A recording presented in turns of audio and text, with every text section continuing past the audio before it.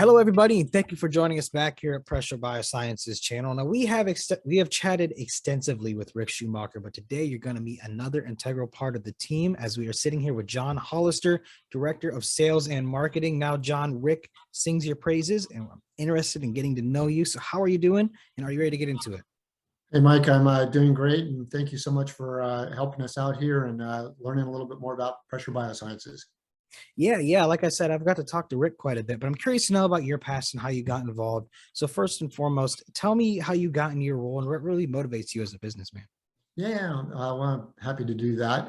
So I'm actually over 30-year veteran of pharma, biotech, medical device, and diagnostics, and actually have been in all kind of 5 of the FDA-focused areas over the course of my career. It's hard to believe that it's been over 30 years. I started in big companies. The first 15 years of it were at SmithKline and at Amgen, predominantly in biologics. I started at SmithKline in sales, which is very classically, I graduated from Stanford and thought that I would go into this very rapidly growing business because it merged both my interest in business and science.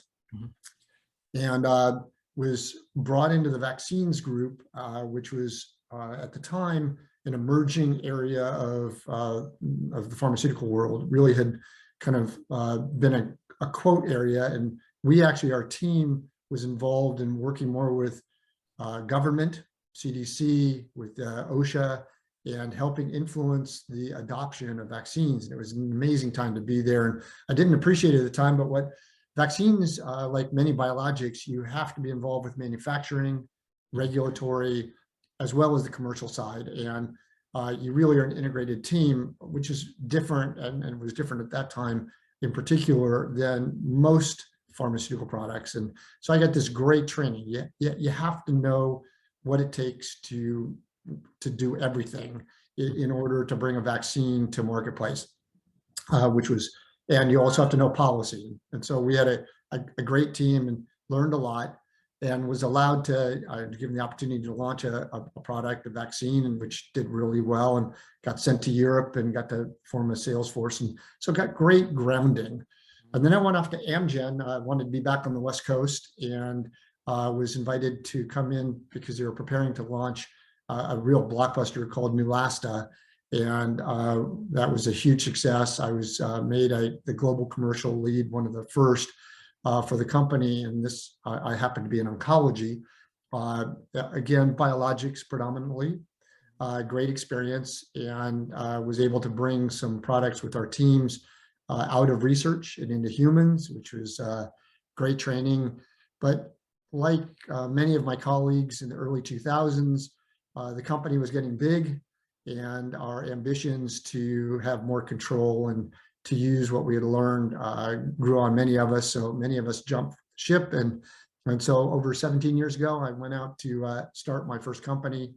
And in those ensuing 17 years have either started or been a part of 5 different early stage companies.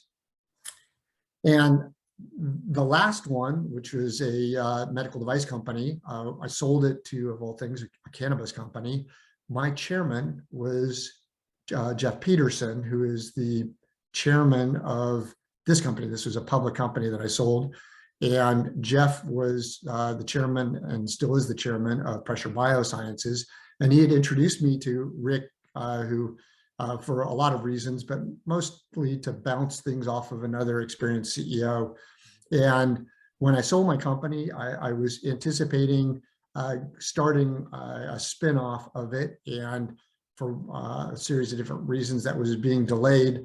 And Rick asked me if I would be interested in helping him out in launching this UltraShear technology. And well, that led to one thing led to another, and before you knew it, I was asked to take over sales and marketing, and did so excitedly because, frankly, the timing of joining this company right now with UltraShear is fabulous and very, very exciting. And so we are putting all the pieces together to commercialize what will help this company emerge into what it really should have been before, and help us uplist to the big boards. Yeah, John, thank you for walking us through your past. It always gives insight into the person we're actually talking to, right?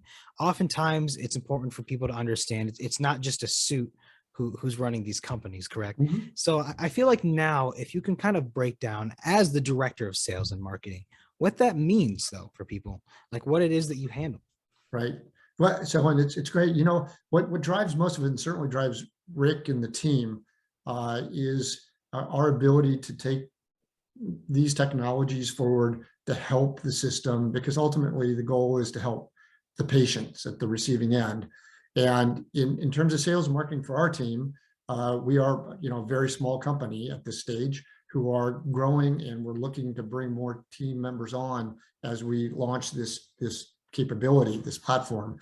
So from sales and marketing, I handle all sales. I reach to all customers. We get quotes and requests. We get um, uh, for our devices, our two original platforms. And increasingly, we get a lot of unsolicited requests for UltraShear technology. So we actually work with customers to, in the case of UltraShear, Mhm. do formulations work. In the case of PCT, our first platform, we actually work with research institutions, universities to provide the right instruments to them and train them.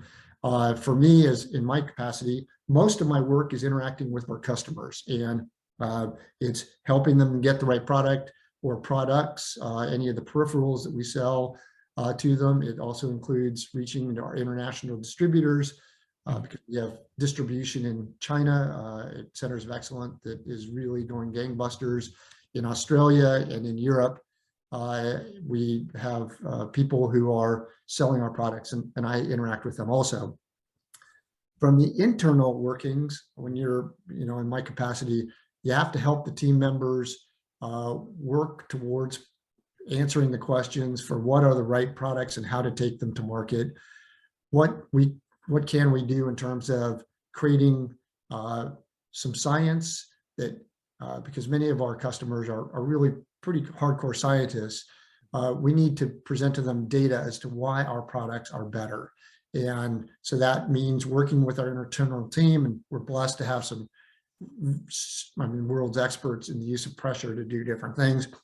And we work with them to help uh, communicate the benefits of our products to consumers, so that they then reach out to us with interest on how they can incorporate them. Yeah, yeah, it's really interesting. I imagine there's some challenge in that when you're kind of pushing the envelope with a new concept, right? You got to explain it to people. You have to have the smart people available to explain it to people. And like you said, you're kind of doing this worldwide. And before we were recording, you were talking about having to put in quite a few hours to hit everybody involved when there's people you got to talk to on this side of the world all the way to the other side. Yeah, you know, having been in global companies for the better part of my life, I really, I like to wake up early. I'm based in California, which has meant that I've always gotten up really early because the markets get up much earlier. Sure. And I like to read press releases and what the news is to see what's happening before the market starts. And because one of our big distributors is in China, in Hangzhou, for them, you know, they're 12 hours difference in time. And so often our calls will be at 9 o'clock my time in the evening, so that I can catch them at 9 or 10 o'clock, depending on daylight savings, Mhm. in the morning tomorrow in China. And the same is true with Europe. I'm a big believer that I shouldn't expect our customers and our distributors to be awake at or working at 8 o'clock at night. So I like to catch them early in the morning, my time, so that they're still on work hours. And I've always done that at Amgen and SmithKline. It makes more sense, and it makes, you know, our relationship is business, but it also, they're humans and it's personal. So it's a good thing. Yeah, yeah. I really okay. Let's cap this off roughly the same way I had asked this to Rick, which is what are you the most excited about, say for the rest of this year? It does seem like you had mentioned, and like Rick had mentioned, there's people now trying to get things from you guys, like, hey guys, when's this coming? We need to know more about this. Are you in roughly the same bed that Rick is with? Like, that's what you're excited about? Yeah. So why I'm so excited about Pressure BioSciences is the company has spent 15 years becoming really the world's experts in the use of pressure to do really cool things. in complex science applications, in sample preparation for mass spectrometry. It's very heady work, and to sell that marketplace and the customers in that space, it's very complex science. It's a relatively modest size market. Barifold similarly is very complicated, focus on our use of our skills to help solve a manufacturing problem. When you scale up the manufacture of biologics, it's a significant problem with huge potential. And as more pharmaceutical, especially biotech companies, find out what we can do, that has tremendous potential too. The third platform is all about, wow, this is a huge market. Turning a product, oil and water, and mixing them together has applications in pharmaceuticals for making old products better or new products more bioavailable. For nutraceuticals, I mean, for instance, CBD or astaxanthin, or you name it, it's turning other oils into something that's much more absorbable into human bodies and much more predictable. And so very exciting. The same is true with cosmetics. The same is true with ag chem products. The same is true in applications in actually food processing, where ultra shear technology actually started as a concept, and the application to be able to make products more stable and at room temperature and more sterile, which is hugely important for many, many products.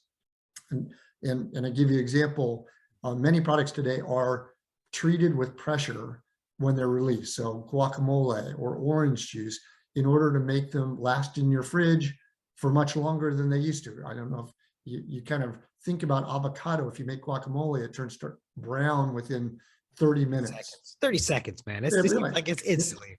And now you can actually just treat it with pressure, and it will stay stable and really won't brown for a few days at least. And so that concept is sterility and stability. But with UST, and I'll give CBD or THC as examples. When people take a gel cap of CBD, it takes 35 or 40 minutes for that product to actually be absorbed in the body. And Mike, if you and I take the same gel cap of a 200 milligram CBD gel cap, you might only absorb 4% of it, your body, which means you get the effect of about 8 milligrams. I, on the other hand, might get a different, up at the upper end of 20% I absorb, and get somewhere in the neighborhood of 40 milligrams worth of the product, which may be too much, and yours may be too little. And it also is a delayed response. With ultra shear technology, we can make almost 100% of that product bioavailable, and as a result, it's predictable. So a manufacturer can use less, and the consumer can expect they're going to get whatever result they get on a predictable, repeatable experience. And the same can be true with all sorts of other products. Yeah, that predictability is another variable that I hadn't quite thought about as much. But that is huge when it comes to dosing absolutely anything, either recreational or nutraceutical or medicinal. Yep. And I actually think ultimately organizations like the FDA are going to actually focus on topics like the predictability of dosing in these areas where there is variability. I think it's a real opportunity to ensure that the patient or the consumer is getting what is expected when they take a product. Yeah, agreed. I mean, improving efficacy and minimizing harm in the same regard there. That's really wonderful. But all right, John, I think you did a great job walking us through your past. And I'd love to have you back on soon to talk about more updates. But everybody, this is the part where I must ask you, if you guys have any questions for John, don't be afraid to send them over to us and we'll happily dive into them. But for now, John, do you have any closing words for people before we go? No, I just encourage people to look at PBIO. It's an amazing opportunity that has taken 15 years in its development to get to this precipice of an amazing, amazing time in the company.